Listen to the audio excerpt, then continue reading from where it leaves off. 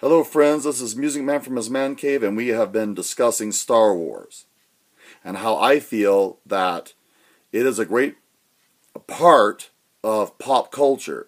It's like Santa Claus now and Superman and on it goes. But the movies are quite overrated, in my opinion. Except Empire Strikes Back. I have to say that. Empire Strikes Back, to me, when I left the theater, it was like I need to see it again right now 5 times. That's when I know a movie is really something special. When I need to see it again right now.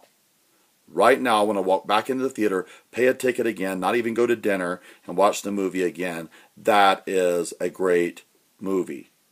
That is great writing. When I feel like I have been on a journey and they have done something fantastic. So let's talk about Star Wars and things that I think take away from its masterpiecedom. I made that up. Masterpiecedom coming at you right now.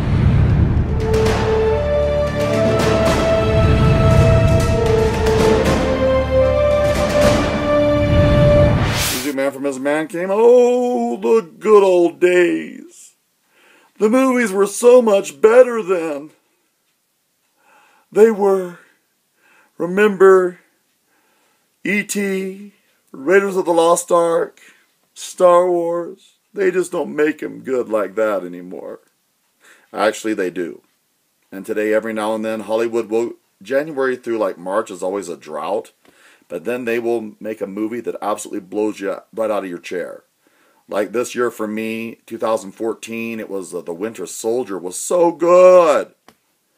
Edge of Tomorrow, wow. It was so good in the first hour that it was very good. What are some others that I watched and I was just like, wow, that is such a good movie. Oh, wow, you know. What a surprise. Guardians of the Galaxy. Stunned me. I loved the way it looked. It was stunning to look at. It was fun. It didn't take itself too seriously. It actually took itself as pop culture, as a comic book, or a graphic novel if you're an adult. And it was good at it. It was good at what it did. So my problems with Star Wars. Number one is, and this is in no particular order, but number one is this belief that it is something fresh and new that is mind-boggling. The only thing that really was new and mind-boggling about the movie was the special effects. That's it. And sometimes the effects weren't so special. I'm just saying. Some people carry on about like the bar scene. The critics like the bar scene in Star Wars. I kind of didn't. Some of the creatures look like some kind of body part I won't mention. Just saying. And so I found that almost kind of okay. Another thing is stormtroopers. Stormtroopers are supposed to be this phenomenal weapon that they never miss, yet they never hit anybody. Now I have a theory for that. I think that Darth Vader and the Emperor told them that they wanted Han and Leia and Luke and all these rebels alive. I believe his arrogance may have been telling the stormtroopers to take one for the team. Perhaps. But right off the bat, Obi-Wan says that the stormtroopers are so accurate, and yet they don't show any accuracy at all throughout the movie. Except when they're on the good side. When they're on the good side, they're accurate. When they're on the bad side, they're like the villains in Rambo. He's running around with a bow, and they got, every machine guns, and he can beat them with a bow running across rocks while they're spraying hot lead at him, and it just doesn't make any sense. So that was one of the things. Now, another problem I had was the age of ObiWan Kenobi through the movie. And some of you can maybe explain this to me. There seems to be some problems with his age. He sure aged a lot between Luke being a baby and being 16 years old. He went from like 30 years old to like 80 in just 16 years. Maybe he was stressed out. I don't know.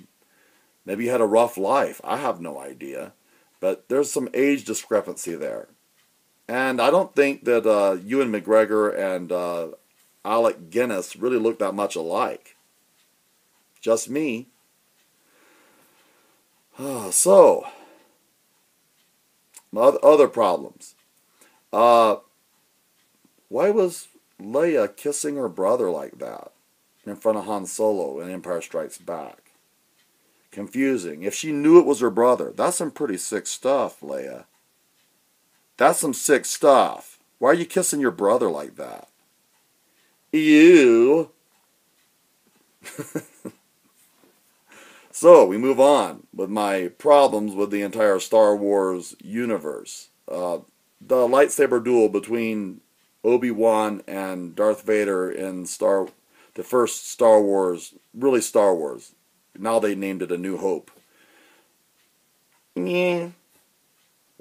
These are two Jedi Masters?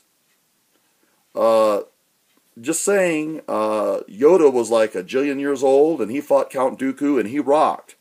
These two look like two guys in a nursing home getting up and fighting with canes. It didn't quite work for me. I'm sorry, it didn't seem that awesome. But the whole time, all he was doing was just distracting for them to escape and then give his life. Okay. I guess I'll accept that. I'll accept that if that's what it was. Okay, so we move on. Empire Strikes Back, I don't have a lot of problems with it. I could tell that Yoda was a puppet. But Frank Oz, kudos to you. He did such a good job that it was the greatest puppetry I've ever seen. It was good. Okay, Return of the Jedi. The singing scene. He tried to improve it. And the second one was even worse than the first. The singing in Jabba's palace, whatever. That's horrible. Ew. They didn't have good taste in music. And I'm sorry, but that to me just was really lame. The way Boba Fett died.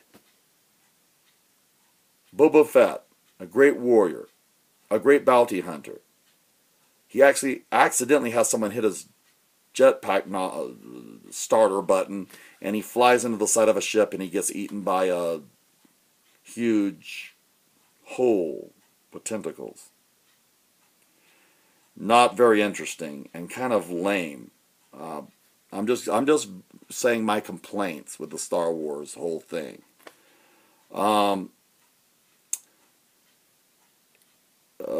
I then can only say that I will finish with talking about the Ewoks. I don't want to get too on a gripe fest here. The Ewoks. Yikes. I understand you're probably placating to children. You wanted something for the children to connect with, but they were originally supposed to be Wookiees.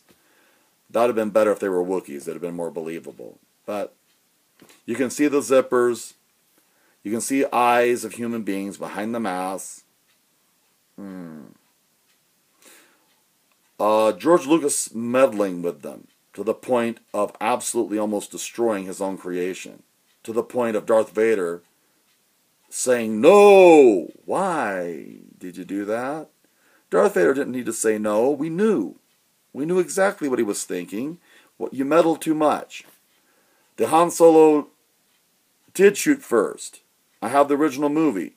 He blasted Greedo underneath the table before he even got a shot off. What's the problem with that? He was a killer. He's a bounty hunter. He lived in a hardcore world. Okay? Now, after all that, I have to say that I'm really impressed with George Lucas giving billions of dollars to charities. Yeah, there's only so much money you can live with, isn't there, George? And then after that, it becomes kind of lame. Now, do I love the Star Wars stuff?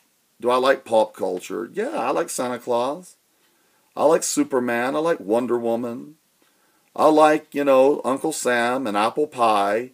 I'm as American as it comes. I like America. I enjoy it. I love our country. But sometimes we put things up on a pedestal and make them like they're some kind of sacred. Star Wars is not sacred. It is a mishmash of our culture. Westerns, samurai, when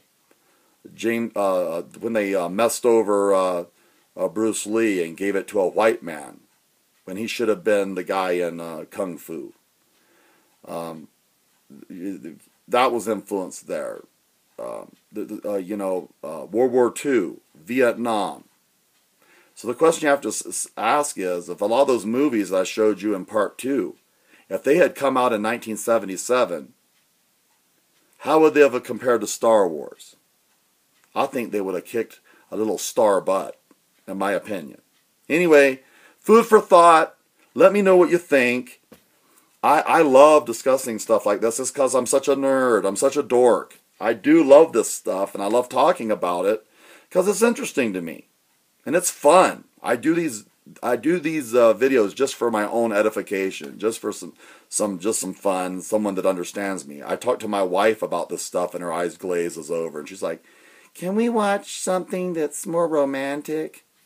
So I'm talking to you guys out there that are nerds like me, that, you know, you love this stuff, you enjoy this stuff. Talk back to me. See ya. Bye.